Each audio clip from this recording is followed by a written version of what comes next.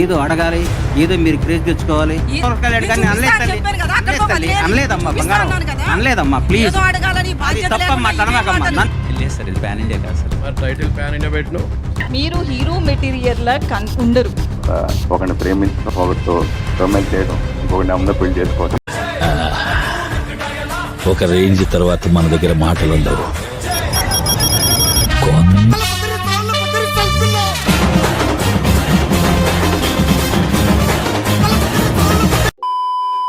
చూడండి, బేసికలీ నాకు కంటెంట్ కావాలంటే సోషల్ మీడియాలో తింగరోలు కనిపించాలి. టెలిస్కోప్ తీసుకొని వెతుకుదామని కళ్ళు తెరిచి అలా ఓపెన్ చేశా. కళ్ళు ముందే వీలు కనిపించారు.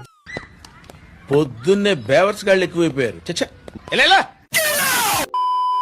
చూడండి, పక్కనింటి నుండి మన ఇంటికి వచ్చిన వాళ్ళని గౌరవించాలని మన ఇంట్లో కట్టేసిన కుక్కకు కూడా తెలుసు, but not to this journalist. That's the difference between dog and journalism. మీరు హీరో మెటీరియల్ లా ఉండరు.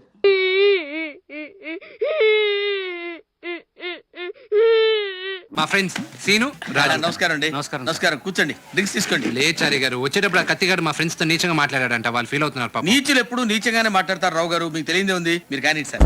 పాపం రా ప్రదీప్ బ్రో. సరే, ఇలా అన్న కామన్ సెన్స్ లేని ఆవిడ ఎలా ఉంటుందో చూద్దాం. చూడండి ఆంటీ, ఇప్పుడు నేను ఏమంటానంటే, you should not make a joke if you are a joke. ఓకేనా? Okay okay okay.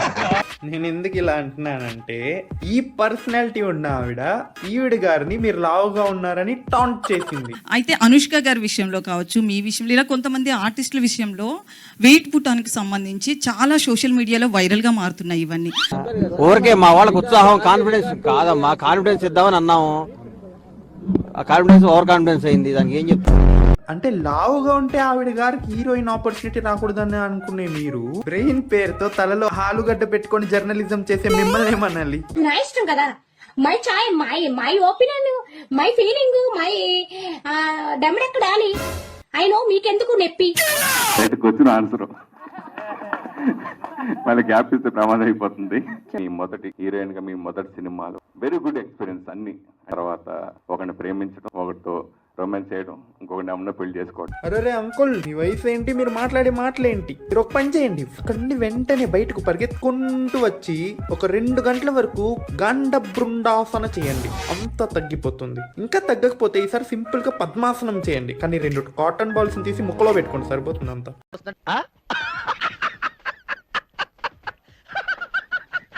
సినిమాల్లో లవ్ లో సక్సెస్ఫుల్ హీరో మీరు, రియల్ గా లవ్ లో సక్సెస్ఫుల్ హీరో కాదు మీరు.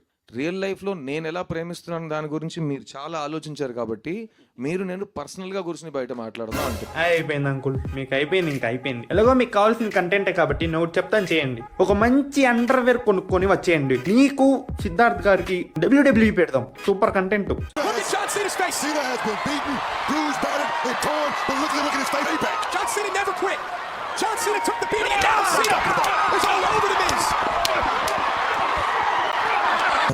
అసలు రామ్ గోపాల్ సినిమా ఏ సినిమా రిలీజ్ కానివ్వను, రిలీజ్ చేయకండి.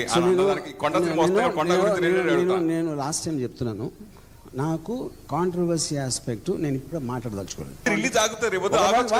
వన్ సెకండ్, నేను అది మాట్లాడను. చూడండి, మనందరికీ తెలుసు మనం ఎంత ట్రై చేసినా కుక్కతోక వంకరే అని. అలాగే అంకుల్ కూడా వంకరే. Basically relationship between film team and journalist should be like Balakrishna garu and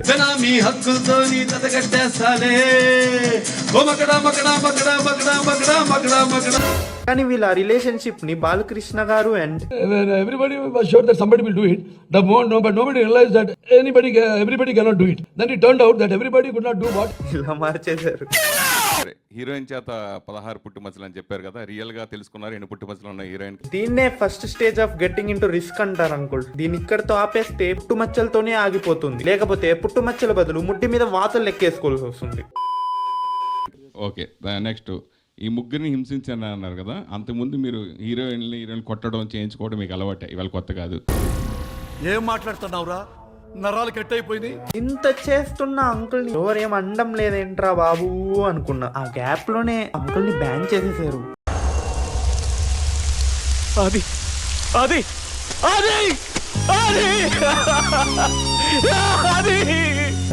next మనం మాట్లాడుకోబోయే ఐటమ్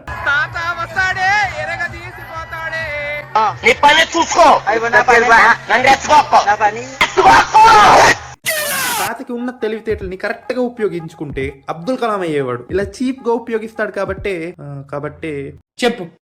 కాబట్టే మీరు ఇలా చీప్ గా తయారయ్యారు.